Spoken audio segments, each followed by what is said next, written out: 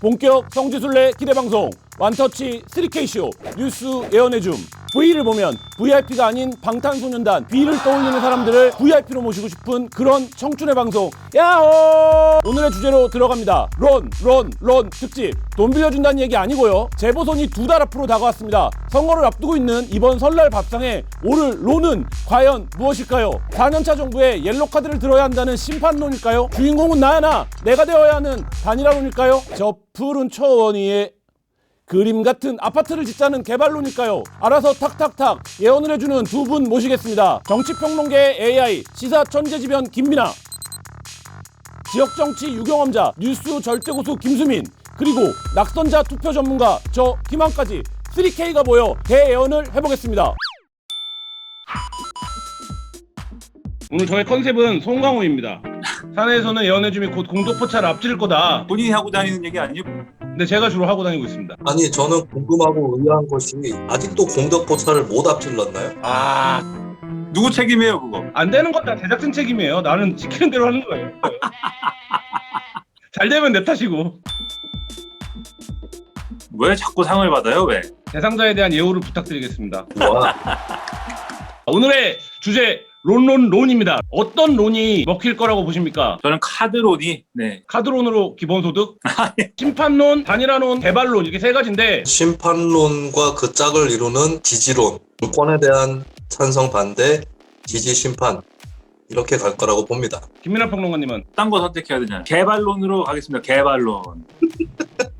이게 보통 이 시기에 치러지는 선거는 경제적으로 상당히 안 좋다. 민생이 어렵다. 민생 이렇게 어렵게 만든 책임 누구한테 있느냐? 정권에 있다. 보통 이렇게 가야 되거든요. 근데 지금 상황은 경제 반, 방역 반입니다. 경제라는 건 상당 부분 이제 코로나19로 많이 대체가 돼 있고 코로나19에 어떻게 대응하느냐? 이게 첫 번째 이제 쟁점이 돼 있고 두 번째 쟁점은 서울의 경우에는 부동산이죠. 부산의 경우에는 가덕도 신공항입니다. 확진자 수가 늘어가는 거는 잡아서 그 부분은 좀 어쨌든 정부 여당의 유리한 국면이 조금은 조성됐지만 문제는 이제 방역 조치에 의해서 이제 손해를 본 자영업자들이라든가 여기서부터 이제 폭발하고 있는 어떤 불만들이 지금 막 쏟아져 나오는 국면이거든요.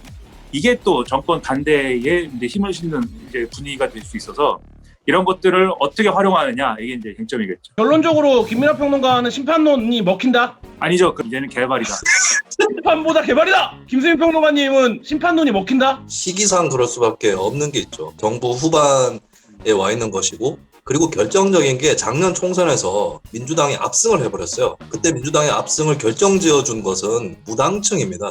국민의힘은 아직도 안 되겠다. 민주당을 이번까지는 밀어줘야겠다. 뚜껑을 열어보니까 의석은 60%가 나온 거예요. 그런 것들이 이제 민주당 의석이 너무 커졌는데 라고 하는 견제 심리를 이미 그때부터 발동시킬 만한 것이고 다만 과거에 노무현 정부하고 한 가지 다른 점이 있다면 그때에 비해서 현재 민주당 지지층은 사회적 주류가 되었고 쉽게 빠져나가지 않는 고정적 지지층이 돼 있기 때문에 정권 심판만 가지고 정권 심판이 되지는 않을 거다. 많은 의석을 그렇게 가지게 된 이후에 정치를 잘 했으면 그나마 이제 좀 전화해보게 됐을 텐데 지난해에 뭘 했냐면은 막 다 혼내주고 다 밀어붙이고 뭐 이런 분위기였잖아요, 사실.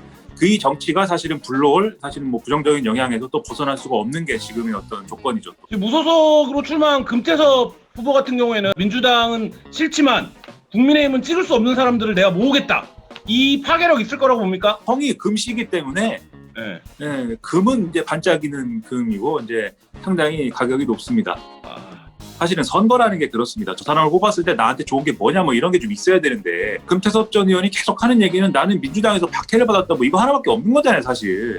그 얘기만 가지고는 사실 뭐 중도층에 대한 어떤 접근이라든가 이런 건 한계가 있지 않을까. 이번 선거의 원인을 민주당 지자체장이 이제 박원순 전 시장과 오거돈 전 시장이 제공했다. 이미 어느 정도는 영향을 끼쳤다라고 봐야 될 것 같아요. 근데 지금보다는 선거 후반에 굉장히 네거티브 캠페인으로 들이닥칠 가능성이 크다. 뭐 여의도에서도 제일 관심이 높은 게 단일화입니다. 단도직입적으로 서울시장 후보 야권 단일화 됩니까?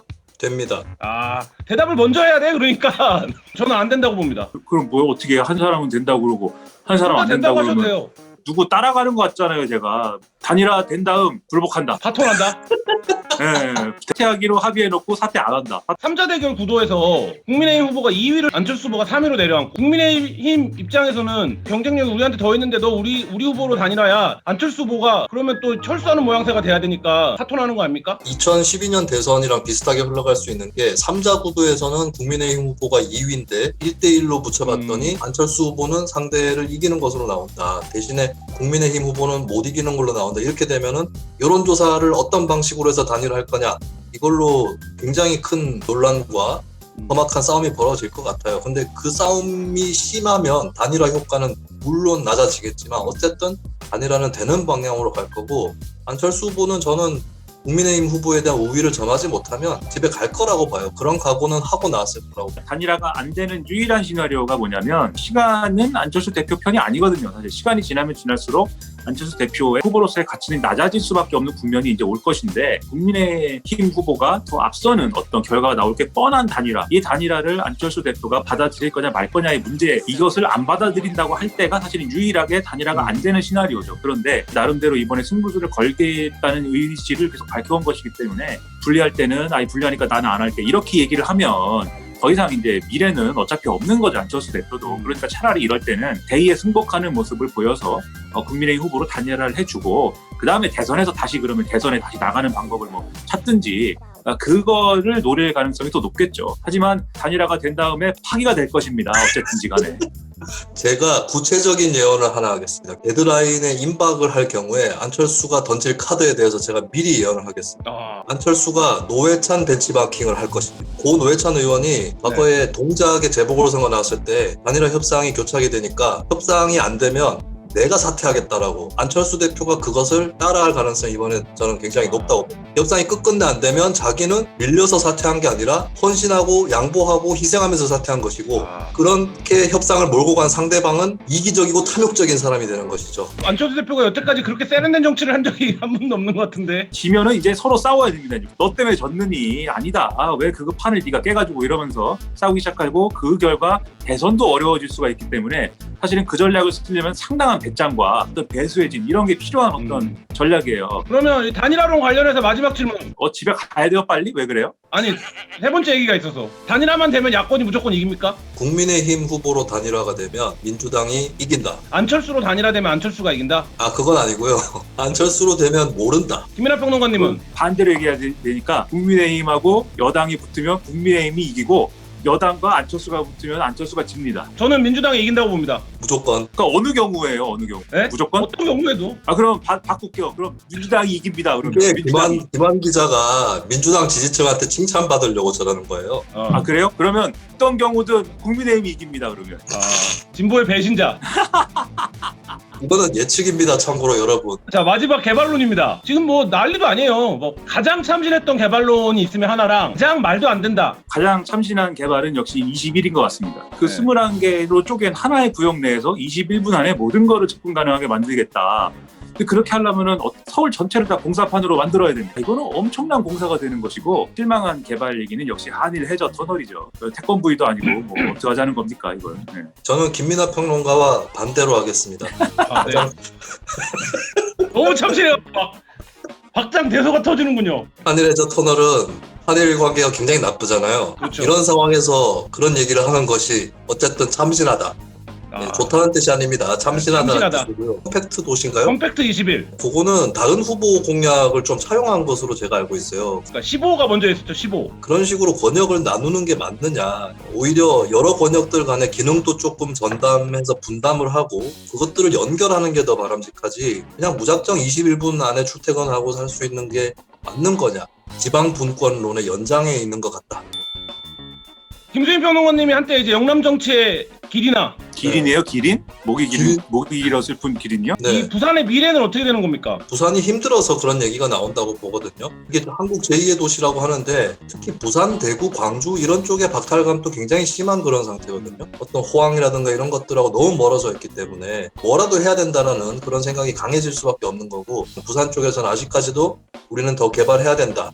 신공항 자체의 옳고 그름을 떠나서 신공항은 반드시 부산시장 선거에서 제1의 정책 쟁점으로 대두될 수밖에 없는 그런 주제였다고 봐요. 한일 해저 터널도 그런 건데, 한일 간의 뭐 해저 터널을 뚫는 게 핵심이 아니라 대형 개발을 하는 겁니다. 그러니까 사실 가덕도 신공항이라는 게 결국은 이 공은 정부 여당이 가져가게 되거든요. 그렇기 때문에 야당 입장에서는 훨씬 더 큰 어떤 개발 프로젝트를 던져야 되는데 그게 뭘까 생각해 보면 과거에 잠깐 논의됐던 이제 한일 해저 터널 뭐 여기에 대해서 더불어민주당이 또 반대를 이상하게 하잖아요. 친일이다, 친일파다, 재보선은 한일전이다. 그게 왜 그러냐면 개발에 반대한다라고 하기가 어렵고 싫은 거예요. 개발은 너무 좋고 일본에 반대한다. 이 얘기를 하기 위해서 꺼내는 얘기이기 때문에 얘기가 전부 다 이상해지잖아요. 그러니까 역시 선거는 개발이다. 이런 겁니다. 개발로 먹힐까요? 부산에서 어느 정도 먹힐 거라고 봅니다. 일자리 창출 그거 빼고 나머지를 봤을 때는 신공항이 여론조사에서 나타나는 지표로는 부산 시민들의 관심을 많이 모으는 것이라고 돼 있어요. 반가운 소식이 별로 없었는데 이야 신공항이 생긴다더라 했을 때 심리적으로 좋은 효과도 결코 무시할 수 없다고 봅니다. 그런 의미에서 저는 어느 정도 먹혀들 것이고 그래서 이번 부산시장 선거가 사람들이 쉽게 예상하는 것처럼 국민의힘이 일방적으로 강세를 보이는 선거가 되지 않을 것이다. 민주당도 승산이 있는 선거로 갈 수 있다. 오늘의 예언을 해보겠습니다. 이거는 다음 주면 확인할 수 있는 예언입니다. 설 지나고 서울시장 후보 지지율 1위는 3자로 했을 때 1위가 누구냐? 네. 박영선입니다. 김민학 평론가는 야, 뭐 만약에 설의 효과다라고 하면 여당에 대한 지지세가 강한 것이 지금은 예외라는 게 있는 거 아니겠습니까? 그냥 왠지 모르지만 안철수가 1등이다. 진보의 배신자. 서울 인사 한번 해주시죠. 아, 이 메마른 사람들. 덕담을 하거나 이런 거에 굉장히 좀 취약합니다. 귀발기 술이나 한 잔 따라주시면 좋겠어요. 근데 그 명절 인사를 제대로 못하는 건 어떻게 한 거예요? 저는 시의원 할 때도 주민들한테 보내는 문자 안 보냈습니다. 야, 김수민을 국회로 낙선했습니다. 박영선이 이기나 안철수가 이기나 결과지를 갖고 돌아오도록 하겠습니다.